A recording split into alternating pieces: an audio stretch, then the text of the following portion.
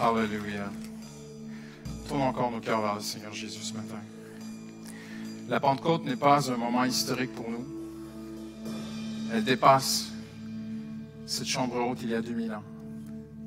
La Pentecôte n'est pas une fête annuelle pour nous. Elle est notre quotidien. Le Seigneur n'a pas envoyé son esprit pour le retirer. Il l'a envoyé, il reste au milieu de nous. Alléluia. Et le Saint-Esprit veut agir ce matin. C'est l'Esprit de Jésus-Christ. Il est écrit qu'il est l'Esprit de Jésus-Christ. Alléluia. Il est venu pour élever Jésus.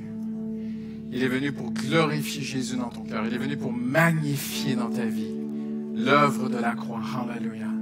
Il est venu pour prouver la puissance du sacrifice de Jésus dans ta vie. Il est venu pour montrer à ce monde qu'il y a un espoir. Alléluia. Alléluia. Jésus a donné sa vie à la croix.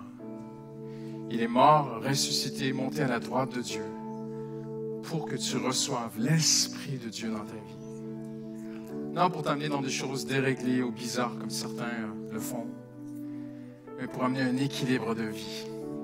Amener le fruit de l'Esprit. Le fruit du Saint-Esprit. Ce n'est pas notre fruit, c'est le fruit de son travail en nous. Alléluia. L'amour, la joie, la paix. Alléluia.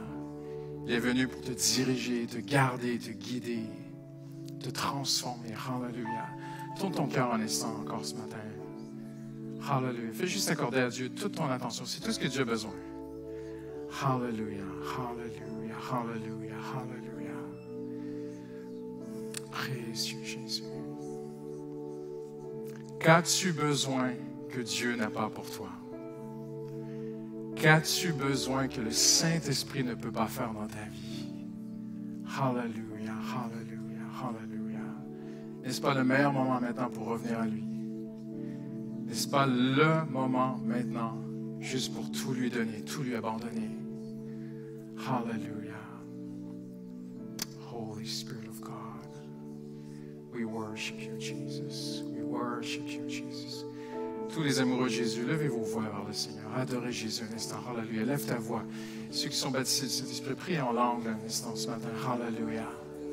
Alléluia. Nous ne sommes pas ici pour un rituel. Nous ne sommes pas ici pour calmer notre conscience. Nous ne sommes pas ici par liturgie. Nous sommes ici comme il a été si bien dit. Nous avons soif de Dieu. Alléluia. Combien on soif que Dieu agisse. Combien on soif que les choses se débloquent dans ta vie. Alléluia. Que ça change. Alléluia. Dis-le au Seigneur Jésus ce matin. Je t'ouvre mon cœur, Seigneur. Alléluia. Je veux voir du changement dans ma vie. Je veux voir du changement dans mon couple. Je veux voir du changement dans ma famille, dans mes enfants, dans mon avenir. Alléluia. Saint-Esprit. Alléluia. Alléluia. Alléluia. Alléluia. Nous t'aimons, Seigneur. Tu es tout pour nous, Seigneur. Tu es tout pour nous. Alléluia. Quand le Saint-Esprit agit, aucun homme est au centre. Quand le Saint-Esprit vient, aucun homme ne peut se mettre au centre. C'est Christ. C'est Jésus qui est glorifié. Alors Seigneur, nous te prions maintenant pour ces instants dans ta présence, dans ta parole. Esprit de Dieu, glorifie Jésus. Il n'y a pas d'autre espoir que Jésus. Dieu n'a pas donné autre chose que Jésus. Il a donné son Fils. Alléluia. Tu n'as pas prêté ton Fils, tu as donné ton Fils, Seigneur. Il est avec nous chaque jour jusqu'à la fin par son Esprit, par l'Esprit de Jésus. Alléluia. Je te prie pour la foi ce matin. Je prie pour celui qui doute, celle qui dit ça n'a pas marché pour moi. Celui qui est en train de compliquer sa situation, en train de s'endurcir. Quelqu'un peut-être ici ce matin, tu as été déçu de Dieu. Alléluia. Le Seigneur veut te dire ce matin, Alléluia, ouvre ton cœur. Juste ouvrir ton cœur. Alléluia. Je veux prier pour ta foi ce matin, Seigneur. Seigneur, touche la foi. Touche la foi, Seigneur. Jésus, tu as prié pour la foi de Pierre. Rien n'est plus important que la foi. Je te prie pour la foi, Seigneur. Espérant contre toute espérance, Abraham crut et il devint. On croit d'abord, on devient après. Tout est par la foi. Au nom de Jésus, tous ceux qui l'aiment disent Amen ce matin. Amen. Alléluia. Gloire à Dieu. Merci pour ta présence, Seigneur. Merci, Jésus. Alléluia. Alléluia. Tournez avec moi sans plus tarder dans le livre des Actes. Nous allons regarder à deux textes. Si vous avez une Bible en papier, vous mettez un doigt dans le livre des Actes et vous mettez un doigt dans le Deutéronome 4. Donc, Actes 26 et Deutéronome 4 sont les textes que nous allons voir ensemble ce matin, ce dimanche de la Pentecôte. J'aimerais vous parler ce matin de l'effet de la Pentecôte. Pourquoi la Pentecôte? Et nous étions, le week-end dernier, Justine et moi, et quelques pasteurs de cette église aussi, et plusieurs jeunes de cette église, je pense que le plus grand rassemblement de jeunes chrétiens évangéliques qui a eu lieu, je pense, depuis que je suis en France, dans les 17 dernières années. Près de 7000 jeunes étaient réunis sur Clermont-Ferrand. Et l'ouverture de tout ce week-end, ça a été une petite scène d'un livre qu'on vient juste de publier, d'un jeune homme, il y a bientôt plusieurs années, dont le Seigneur m'a dit « Aime-le comme un fils ». Et j'ai commencé à prier pour lui. Et je ne savais pas en fait qu'il était trafiquant de drogue et qu'il avait développé des réseaux de drogue sur toute la France et qu'il y avait beaucoup de gens qui travaillaient pour lui. Si j'avais su, j'aurais jamais été avec lui.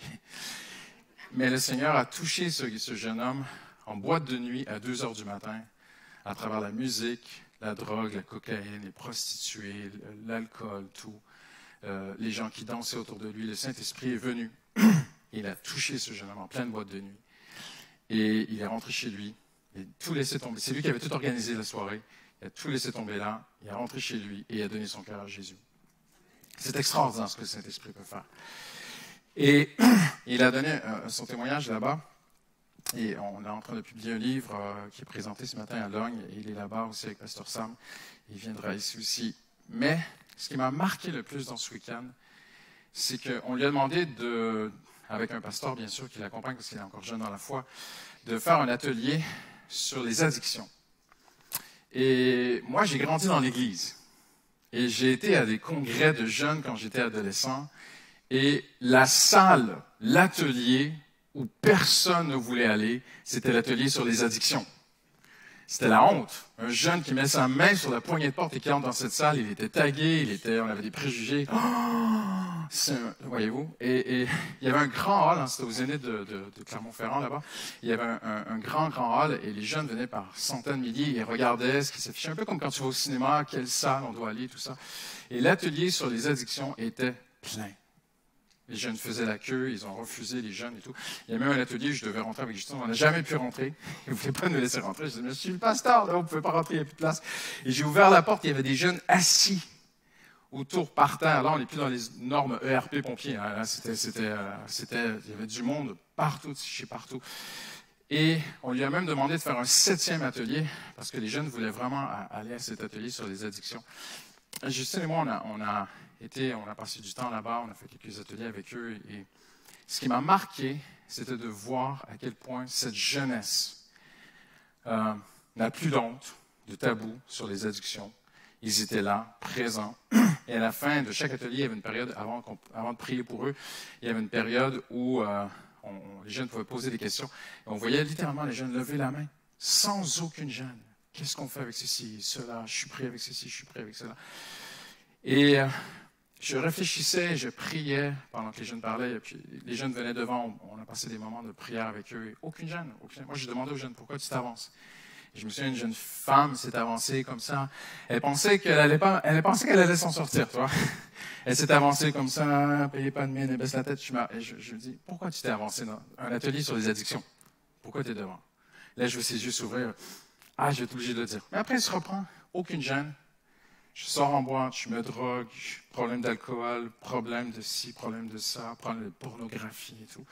Je suis addict à plein de choses. On a prié ensemble. Et on a vu des situations incroyables avec ma femme. Ça nous a vraiment, vraiment marqué. Il y a une seule solution pour nous ce matin. C'est le Saint-Esprit. Il vient ressusciter, transformer.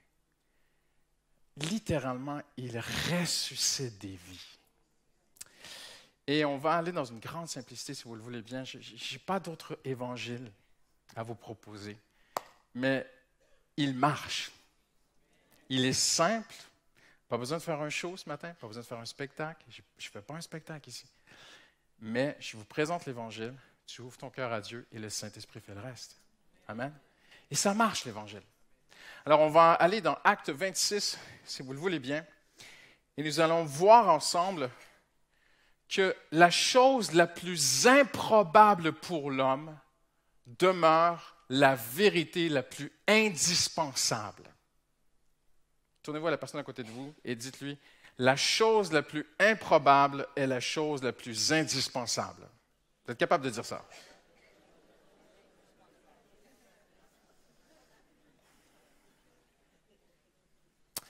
Allez sur la place de Bastille cet après-midi et demandez à 50 personnes, est-ce que tu as déjà vu Dieu dans ta vie? Ils vont dire, sur les 50, je suis convaincu que les 50 vont vous dire, non, mais je n'ai jamais vu Dieu. Et deuxième question, est-ce que tu penses qu'un jour sur cette terre, tu aurais la chance de voir Dieu?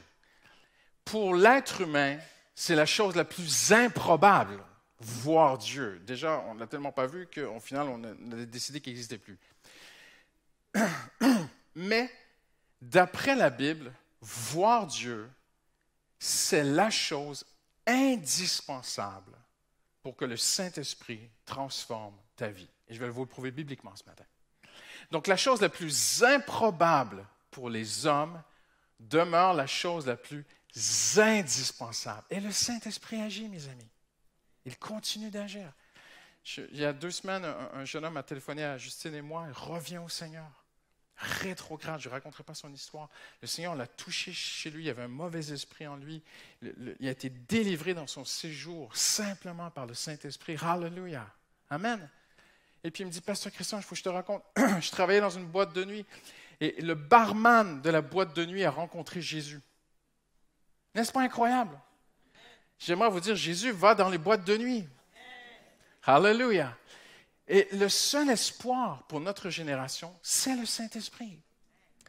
Et le seul espoir, c'est cette révélation, cette rencontre avec Dieu qui dépasse toute théologie, qui dépasse toute lecture intellectuelle de la Bible. Ça devient une expérience indispensable. Et je veux vous en parler aujourd'hui.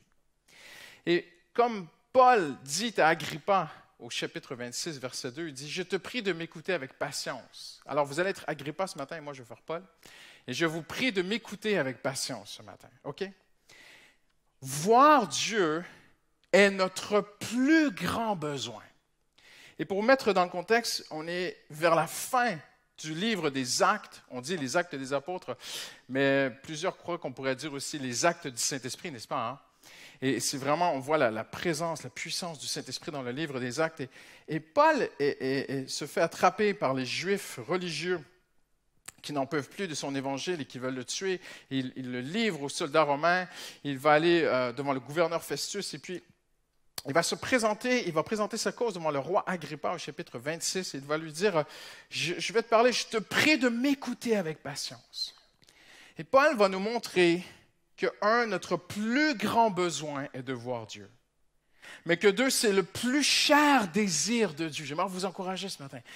La chose la plus improbable, la chose la plus difficile, la chose la plus impossible, personne ne peut voir Dieu, à moins que Dieu ne se révèle. Mais c'est le plus cher désir de Dieu de se révéler. Rien ne pouvait atteindre Saul. Vous dites, mais tu parles de Paul ou Saul? C'est le même homme, mais son nom a changé. Parce que quand le Saint-Esprit vient, ta vie change à un tel point que tu changes presque ton nom. Et à l'époque, ça se faisait. Je ne vais pas rentrer dans les détails ce matin. Et cet homme, Saul, de Tarse, est très religieux. Et il persécute l'Église. Et sans rentrer dans toute son histoire ce matin, si vous êtes nouveau dans la foi, vous pouvez vraiment lire son histoire dans le livre des Actes. C'est extraordinaire. Et alors qu'il était en route pour Damas, pour aller persécuter des chrétiens, quelque chose d'extraordinaire prend place. Jésus lui apparaît sur la route de Damas. Et j'aimerais vous dire ce matin, rien ne pouvait atteindre Saul. Rien. Rien ne pouvait aller toucher, chercher son cœur. Rien ne fonctionnait. Il a dit lui-même au verset 4, « Tous les Juifs savent comment je me suis comporté depuis ma jeunesse. » Depuis qu'il est petit, Paul est religieux. Depuis qu'il est petit, il respecte toute la loi, tous les préceptes, tout ce que Dieu demande. Et il est allé même au-delà de la loi de Moïse, parce que pendant l'exode des Juifs à Babylone, pendant les 400 ans de silence entre la fin de l'Ancien Testament et le début du Nouveau Testament, les Juifs ont développé, ont mis en place d'autres lois que Moïse n'a pas données. C'est ce qu'on appelle la loi orale. Et ils ont commencé à s'inculquer toutes sortes de choses. Il faut faire ceci, il faut faire cela. Des centaines de lois. Centaines de lois. On parle de plus de 300 lois, mais les 300 lois vont se cumuler plus tard après la chute de Jérusalem en 70 après Jésus-Christ. Là, vraiment, les pharisiens vont écrire la loi orale qu'ils n'avaient jamais écrite parce qu'ils sont déportés. Mais au temps de Paul, il n'y a pas encore ces 300 lois, mais il y a des centaines de lois, plus la loi de Moïse, plus tout ce que Moïse demande. Et Paul pratiquait tout, il faisait tout. Mais ça ne l'a pas empêché de faire de lui un meurtrier. Un homme qui respirait le meurtre. C'est impressionnant, hein? C'est impressionnant qu'un homme puisse prendre la Bible qui parle d'amour et utiliser ce livre pour faire mal aux gens autour de lui. N'est-ce pas incroyable? Que Paul était devenu un homme qui connaissait la Bible. On dit que les pharisiens connaissaient des portions de la Bible par cœur. Ils connaissaient non seulement des portions de la Bible par cœur, mais ils connaissaient même des portions de la loi orale par cœur, parce qu'elle n'était pas encore écrite, elle était orale. Ils se la transmettaient de père en fils, de génération en génération. Et Paul savait tout ici, mais n'avait pas expérimenté la puissance qui transforme ici. Alors, on peut devenir très religieux et être très pécheur. Lisez l'Épître aux Romains. Paul le dit au chapitre 7, il dit « Je fais les choses que je ne veux pas faire et je ne fais pas les choses que je veux faire. » Il parle de lui avant de découvrir Jésus-Christ, bien sûr. Donc, il lisait dans la Bible d'aimer son prochain, mais il n'y arrivait pas. Au contraire, il dit, je ne fais pas ce que je voudrais. La Bible dit d'aimer son prochain, mais je ne le fais pas. Et la Bible dit de faire attention. Mais je fais le contraire, je le hais. Je vais d'église en église, j'entre dans les maisons, je fais mal à des gens, je les mets en prison, je persécute les chrétiens. J'aimerais vous dire ceci, rien ne pouvait atteindre Paul. Un homme de Dieu a dit un jour que si Paul avait rencontré le prophète Élie, il l'aurait tué. Moïse, personne ne pouvait raisonner ce gars. Une église glorieuse, la première église, mes chers amis. Y a-t-il une plus belle église que la première église il y a 2000 ans? Ils étaient un de cœur, la Bible dit. Et le psaume dit que lorsque nous sommes un de cœur, ils étaient une seule âme, un seul cœur. Et la Bible dit que lorsque l'Église est un seul cœur, riche et pauvre, vieux et jeune, toute nationalité, toute culture, ils étaient tous unis d'un seul cœur. Et la Bible dit que lorsque l'Église est vraiment unie, la meilleure onction, celle qui coule sur la barbe d'Aaron, vient sur l'Église. Wow! La première Église, elle avait l'onction de Dieu. Mais ça n'arrêtait pas Paul.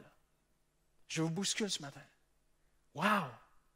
Rien ne pouvait toucher cet homme. Les témoignages de vie changée, les cœurs brisés, guéris, les gens qui s'aimaient, la beauté de l'Évangile, Paul la regardait. Étienne! Paul a mis les manteaux de ceux qui ont lapidé Étienne aux pieds de Paul. Le ciel s'ouvre. Étienne voit Jésus à la droite de Dieu. Les pharisiens, le sadducéen, le tribunal qui a condamné Étienne, ont regardé eux-mêmes Étienne et ils ont dit son visage est comme celui d'un ange. Mais ça ne les a pas arrêtés. Ils ont quand même tué Étienne. Paul approuvait, Saul de Tarse approuvait le meurtre d'Étienne. Rien ne pouvait arrêter cet homme. Rien. Il fallait les miracles, les apôtres, les témoignages, tout était impuissant. Rien ne pouvait atteindre Saul. Et ça me fait penser, tourne avec moi dans Deutéronome, chapitre 4, le peuple d'Israël, dans le désert. N'est-ce pas impressionnant? Après avoir vu tout ce qu'ils ont vu, ils sont morts d'incrédulité dans le désert. N'est-ce pas impressionnant? Vous êtes d'accord avec moi? Je me sens seul un peu. Le titre, Amen, Alléluia, dit quelque chose. C'est impressionnant quand même, hein? Ils ont vu la gloire de Dieu physiquement de leurs propres yeux, la nuée. Ils ont vu Dieu mettre l'Égypte à genoux. Ils ont vu Dieu leur donner la manne qui apparaissait le matin. Ils ont vu les cailles tomber du ciel. Ils ont vu la mer rouge s'ouvrir. Mais qu'est-ce que tu veux de plus? Ils ont tout vu.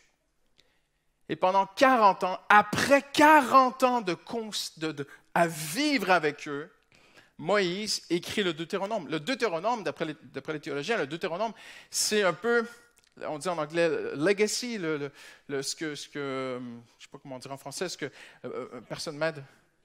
L'héritage, ce que Moïse va laisser au peuple d'Israël, c'est le livre de Deutéronome avant de mourir. Et le constat final de Moïse, avant de partir, c'est de leur dire, vous avez tout eu, mais il y a une chose que vous n'avez pas eue. Vous n'avez pas vu Dieu. Et c'est ce qui vous manque. Et ce qui manquait à Paul, c'est qu'il avait tout autour de lui pour venir à Dieu, mais il n'avait pas vu Dieu. Et quand on regarde ce peuple qui se prépare à entrer en Canaan, Moïse leur parle au chapitre 4. Il va leur dire ceci au verset 6. Il va leur dire, même les peuples autour de vous vont dire de vous, cette grande nation est un peuple vraiment sage et intelligent. Au verset 6, Moïse leur dit, vous avez reçu une loi écrite sur le Sinaï. Vous avez reçu à travers le livre du Lévitique, vous avez reçu un code civil comme aucune autre nation n'a reçu. Un code de justice, un code de moralité, un tel code de vie, une telle loi si positive. Mais aujourd'hui, notre génération, on veut enlever tout ce qu'il y a de judéo-chrétien dans le Western world, dans le monde occidental. Mais Moïse leur dit, pas rentrer dans la politique, mais on le voit, comment le peuple, nos nations, nos peuples occidentaux sont en train de s'éloigner de tellement de bons comportements bienséants. Et Moïse leur dit ceci.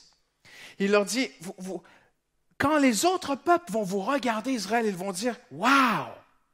Cette grande nation est un peuple vraiment sage. Ils sont vraiment intelligents. Ils ont des règles aussi justes. Toute cette loi que je vous présente aujourd'hui, dit Moïse au peuple d'Israël, ça n'a pas suffi. Tu peux venir à l'église dimanche après dimanche et chercher une bonne moralité, ça ne suffira pas. Ça ne suffit pas.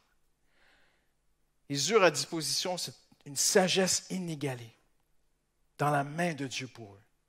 Ils ont vu physiquement la gloire de Dieu au mont Horeb. Et là, Moïse va dire, de tous les moments, jusqu'à ce que Dieu débarque en Égypte pour vous libérer, la sortie d'Égypte, la traversée du désert, de tout ce que vous avez vu, j'aimerais focaliser, dit Moïse au chapitre 4, sur un moment, l'Horeb.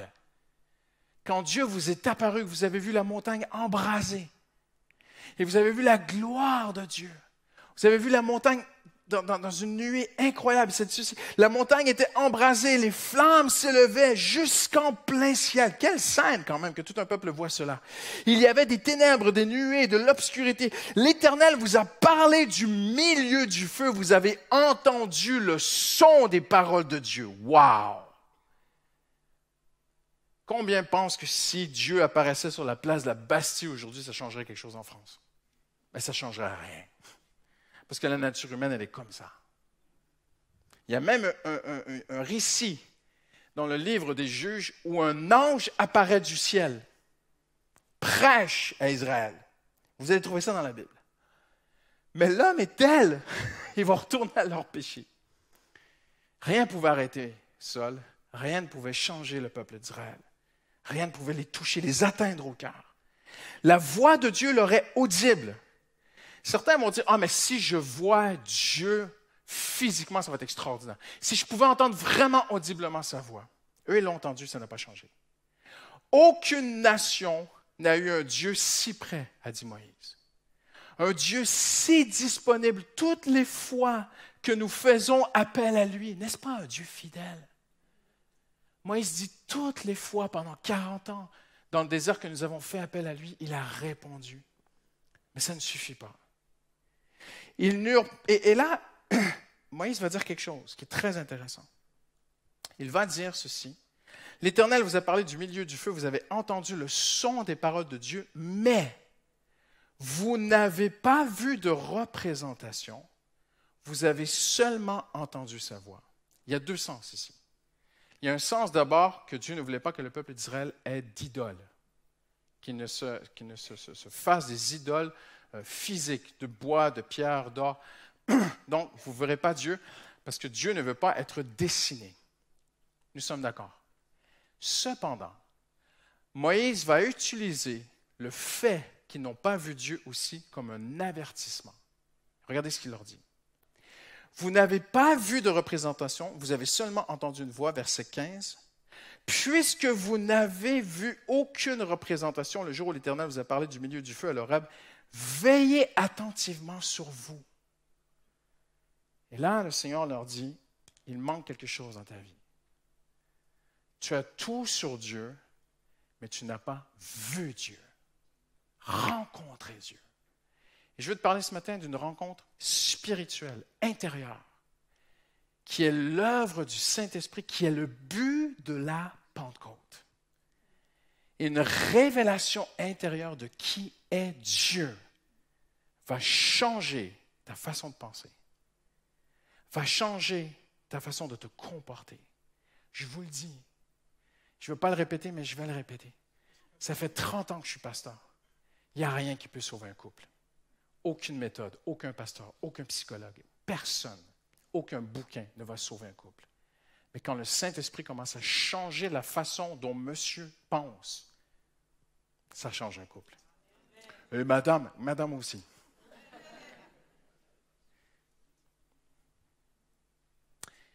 Et le Seigneur leur dit ceci. Et regardez à quel point on arrive maintenant à la suite. C'est notre plus grand besoin de voir Dieu. Mais c'est le plus cher désir de Dieu. Suivez-moi bien. Ce matin, c'est extraordinaire ce que je vais vous montrer. Mais vraiment extraordinaire. Vous n'allez pas la remballer. Ou bien vous m'écoutez. Puisque vous n'avez pas vu de représentation de Dieu. Ça, c'est Louis II. Hébreu, en hébreu. Puisque vous n'avez pas vu la forme de Dieu. C'est le même mot qui est utilisé dans le livre des Nombres où Aaron et Myriam vont parler dans le dos de Moïse. Vous connaissez cette histoire? Ils vont critiquer, blablabla, blablabla, et Dieu entend. Dieu vient au pied de la tente d'Aaron et Myriam et dit, Aaron, Myriam, vous allez chez moi tout de suite, on a une réunion de travail là. Rencontre. Moïse est là, Moïse vient, il ne sait pas trop ce qui se passe. Et Aaron, Myriam, ils viennent en tremblant, on s'est fait attraper. En train de parler dans le dos de Moïse. Et vous savez l'argument que Dieu utilise? Il dit, Moïse, ce n'est pas comme les autres. Moïse, il voit la forme de Dieu. C'est le même mot. Le peuple ne voyait pas la forme de Dieu, mais Moïse voyait la forme de Dieu. Et là, tu te dis, mais pourquoi Moïse voyait la forme de Dieu et que le peuple ne pouvait pas voir la forme de Dieu? Je vais vous expliquer dans un instant. C'était prophétique de Jésus-Christ. C'est une très, très bonne nouvelle pour toi et moi. Et parce que Moïse voyait la forme de Dieu, en fait, c'est une image et une représentation de Dieu. En fait, c'est une Christophanie. C'est une théophanie, mais même une Christophanie, c'est Christ dans l'Ancien Testament. Pas le temps de vous le prouver ce matin, mais c'est très, très biblique ce que je vous dis. Regardez bien ce que ça dit. En effet, le mot représente littéralement une perception intérieure de qui est Dieu. Et Moïse, parce qu'il voyait la forme de Dieu, parce qu'il entendait Dieu, eh bien, il y a cette image prophétique dans l'Ancien Testament de quelque chose qui allait venir en Jésus-Christ. Suivez-moi bien. Moïse, pour les Juifs, représente la loi. OK? Même Jésus va citer Moïse pour parler de la loi. Et dans le langage courant des Juifs, on disait Moïse ou la loi. C'était le même mot. En d'autres mots, une seule personne peut voir Dieu, celui qui accomplira la loi parfaitement. Et Jean débute son évangile en disant, la loi est venue par Moïse, mais la grâce est venue par Jésus-Christ. Et regardez de quoi il parle exactement dans le texte. Personne n'a jamais vu Dieu, mais Jésus est venu le révéler. En d'autres mots, une seule personne peut voir Dieu, celui qui est parfait, celui qui accomplit la loi. Et Moïse, Dieu, comme un signe prophétique, se révélait, donnait une révélation de lui à Moïse sur le Sinaï. Moïse ne parlait pas avec un nuage. Moïse voyait la forme. Il ne voyait pas vraiment la face de Dieu. Comprenez-moi bien. Parce qu'il a demandé à Dieu. Il dit, je veux voir ta face. Et Dieu dit, ça, tu ne pourras pas. Tu vas te désintégrer. C'est la gloire de Dieu totale. Tu ne pourras pas vivre physiquement comme ça dans la gloire de Dieu. On ne rentrera pas là-dedans ce matin. Moïse ne pouvait pas voir la pleine gloire de Dieu. Mais dans la gloire de Dieu, il voyait la forme de Dieu. Et c'est ce que Moïse va utiliser pour avertir le peuple. Faites attention. Vous avez tout reçu de Dieu. Vous avez les écrits, vous avez tout, vous avez vu des miracles. Mais parce que vous n'avez pas vu la forme de Dieu, vous pourriez vous perdre. C'est ce qu'il leur dit. Et il a raison. C'est la parole de Dieu. Tu n'es pas d'accord, tu ne viens pas me voir, tu vas voir le Seigneur. C'est le Seigneur qui a dit ça. OK? Personne ne peut voir Dieu. Dieu s'est montré à Moïse parce que Moïse représentait la loi, la perfection. Même s'il n'était pas, Dieu a décidé de faire de lui une image de la loi. On arrive à Jésus. C'est plus pareil. En Jésus, tous les enfants de Dieu peuvent voir Dieu. Je dis, mais de quoi tu parles? Je te dis, c'est biblique. Tu peux voir Dieu aujourd'hui. Comment? On continue ensemble. Jésus apparaît à Paul sur la route de Damas. Il lui dit, je suis Jésus que tu persécutes. Là, vous dites, oui, mais lui, il a vu Jésus physiquement. Mais regardez ce que Jésus lui dit. Il lui dit, je t'ai apparu, tu vas être témoin du fait que je t'ai apparu, mais tu seras aussi témoin de d'autres moments. On continue ensemble. C'est un petit peu compliqué, mais n'oubliez pas ce que Paul dit à Agrippa, sois patient envers moi. Soyez patient envers moi ce matin. On avance. Jésus, dans sa vision sur la route de Damas, dit à Saul de Tarse, tu vas aller là-bas. Et il va aller dans une maison. Il est aveugle, parce que la gloire de Dieu l'a ébloui. Et Ananias va venir. Et Ananias vient et lui dit, j'ai été envoyé pour que tu reçoives le Saint-Esprit. Ce n'était pas suffisant la route de Damas? Non. Dieu, ça aurait pu l'être, mais Dieu a décidé que non. Et Paul dira plus tard aux Galates, et lorsqu'il crut bon à Dieu de révéler Christ, il n'a jamais dit à mes yeux, mais pourtant il l'a vu. Ses yeux l'ont vu, ses yeux ont vu la gloire, il était ébloui, ce que Dieu ne voulait pas montrer à Moïse. La gloire de Dieu, de Christ sur la route de Damas. Une telle gloire qu'en plein jour, midi, le soleil, ça ne valait plus rien, tellement la gloire de Christ était brillante et rayonnante. Mais ça n'a pas suffi. Parce que Dieu a dit, elle a envoyé Ananias, il a dit, il faut qu'il reçoive le Saint-Esprit. Et le Saint-Esprit va venir dans Saul de Tarse. Et Saul en parlera des années plus tard aux Galates. On pense que c'est la première épître qu'il a écrite. Et il dira, et lorsqu'il crut bon à Dieu, de révéler Christ en moi, dans mon cœur, pas à mes yeux, à mon cœur. Et ça, mon ami, c'est le cœur de l'Évangile. C'est du Saint-Esprit révèle Jésus à ton cœur. Et ce qu'il te montre, il te le donne. C'est comme ça que Dieu agit. Lorsque le Saint-Esprit révèle quelque chose de Christ en toi, c'est là qu'il te change. Vous êtes d'accord avec moi? Vous n'êtes pas obligé d'être d'accord avec moi, mais c'est quand même l'Évangile. Je vais arrêter ici. Il y a beaucoup de notes. Je continuerai une prochaine fois. Mais je fais ce qu'on dit un recap. Personne ne peut voir Dieu. C'est la chose la plus improbable, mais c'est la chose la plus indispensable. Voir Dieu dans nos cœurs, c'est la seule chose qui va changer nos vies. Tu n'es pas obligé d'être d'accord, mais c'est le modus operandi que Dieu a choisi. C'est le mode opératoire. Dieu a décrété, et personne ne peut lutter avec Dieu. Si tu ne veux pas ça, Dieu n'aura rien d'autre à t'offrir. Dieu a choisi de nous changer en nous révélant Jésus dans nos cœurs. OK? Personne ne pouvait voir Dieu.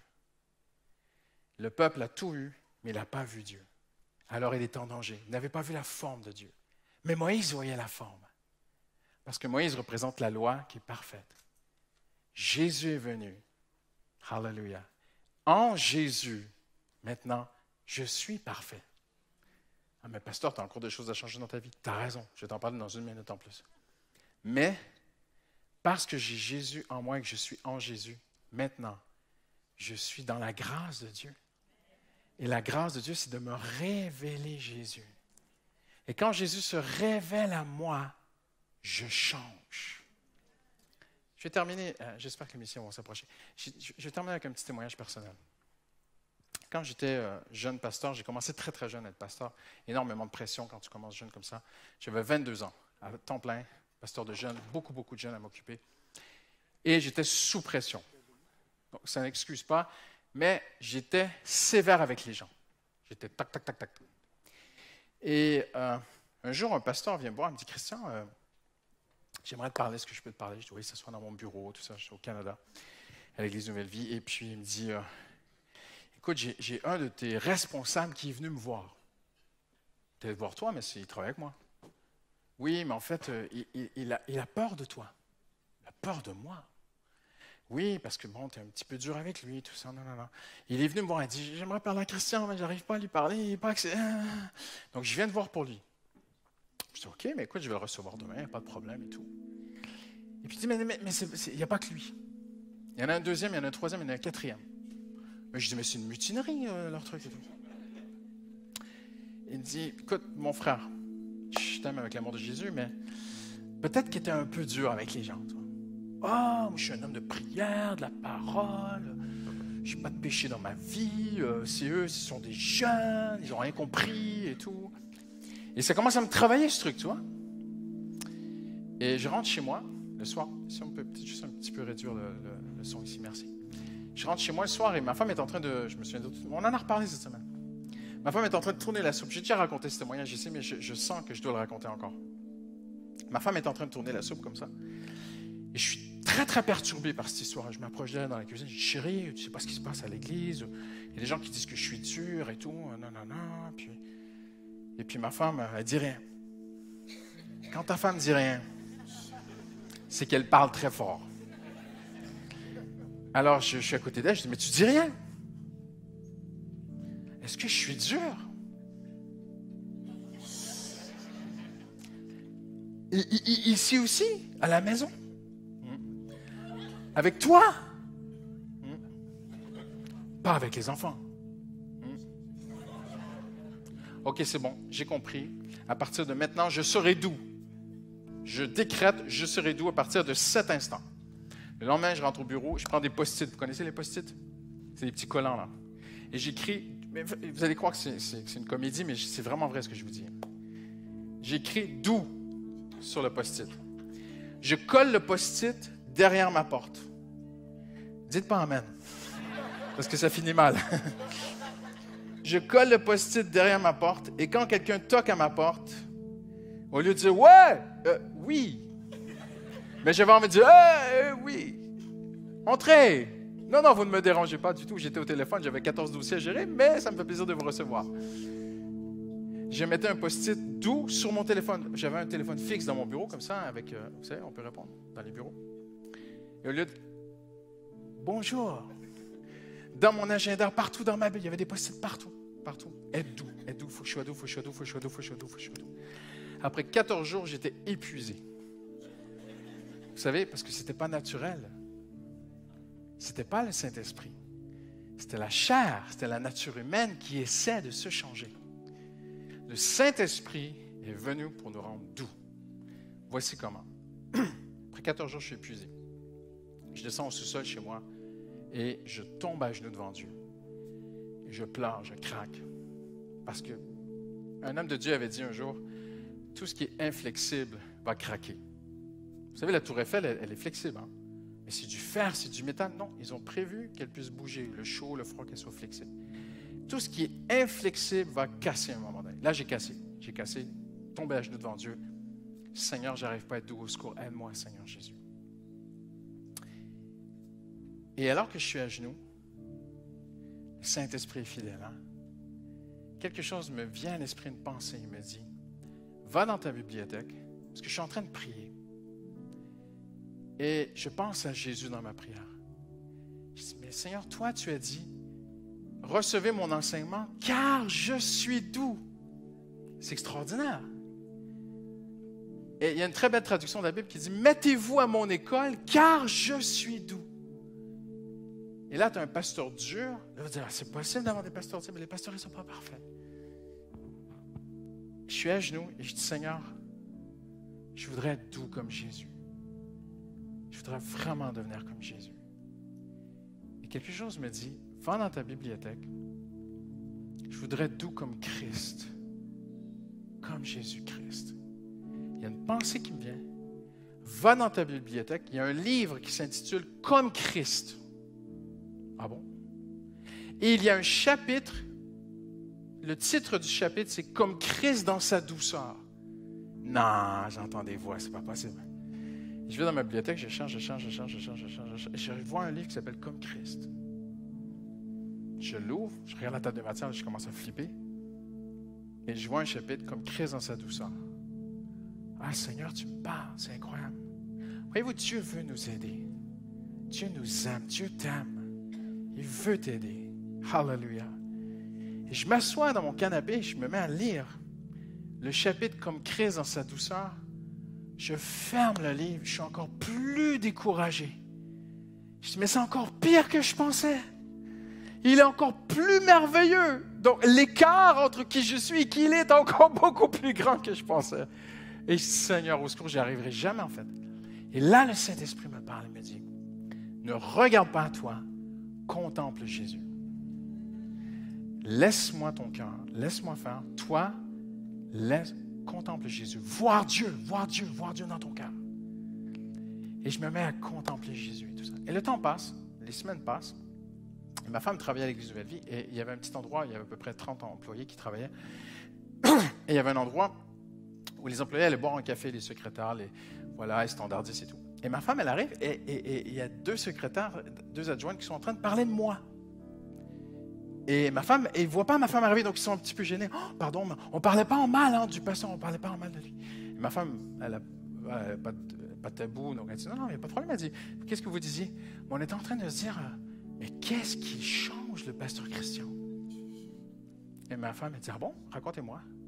Ben, c'est un peu gênant, mais il est plus doux. Juste plus doux qu'avant. Et il m'amène mon café. Avant, je lui amenais le café, maintenant, il m'amène mon café. Ben ouais. Qui a dit que les adjointes devaient amener le café au patron? Pourquoi le patron ne pourrait pas amener le café à l'adjointe? Et ma femme a dit, j'ai remarqué aussi à la maison, il est plus doux. Le soir, on rentre, et ma femme me raconte ça. Et moi, l'orgueil vient vite, hein? Je gonfle d'orgueil. Mais ça y est! Et ma femme a dit, non, t'es en chemin. Tu n'y es pas encore, mais t'es en chemin. Tournez-vous à la personne à côté de vous, dites-lui, t'es en chemin.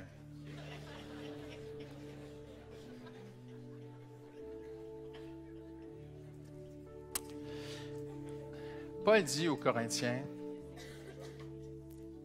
nous sommes transformés en la même image. Transformés. Suivez-moi bien. Ça va changer ta vie pour toujours. Ne venez pas me voir après à la réunion, après le culte, et me dire, pasteur, j'ai vu ça dans ta vie, tu as besoin de changer. Le Saint-Esprit fait bien son travail.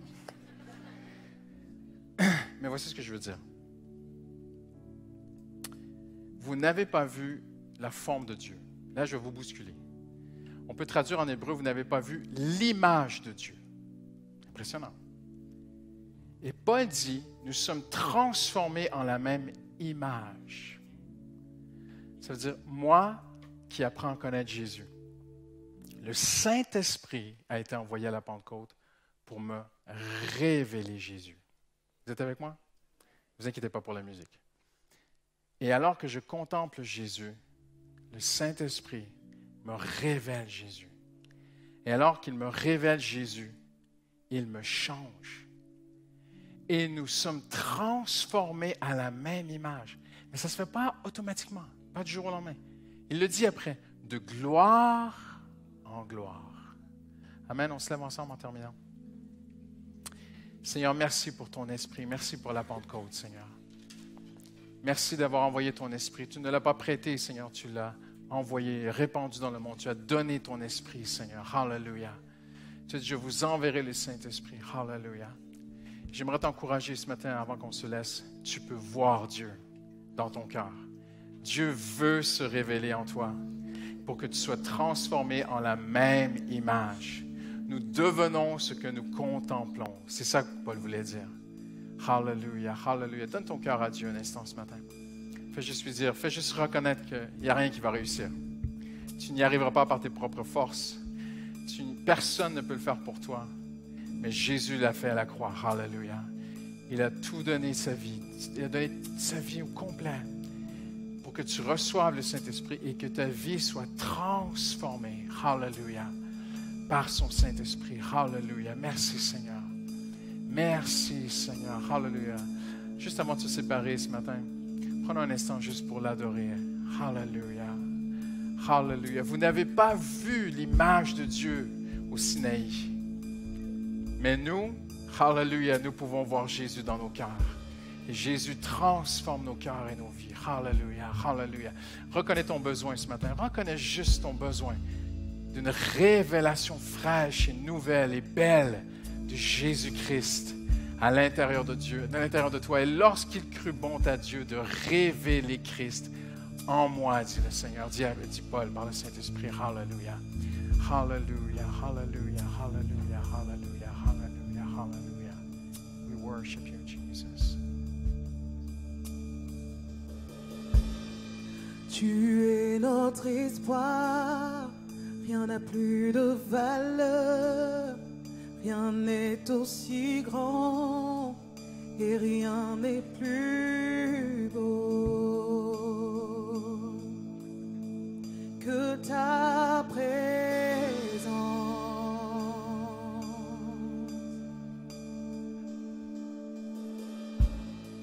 J'ai vu, j'ai goûté l'amour le plus doux. Mon cœur est enfin libre et ma honte disparaît. Dans ta présence, tu es mon espoir, tous ensemble. Tu es notre espoir, rien n'a plus de valeur, rien n'est aussi grand et rien n'est plus beau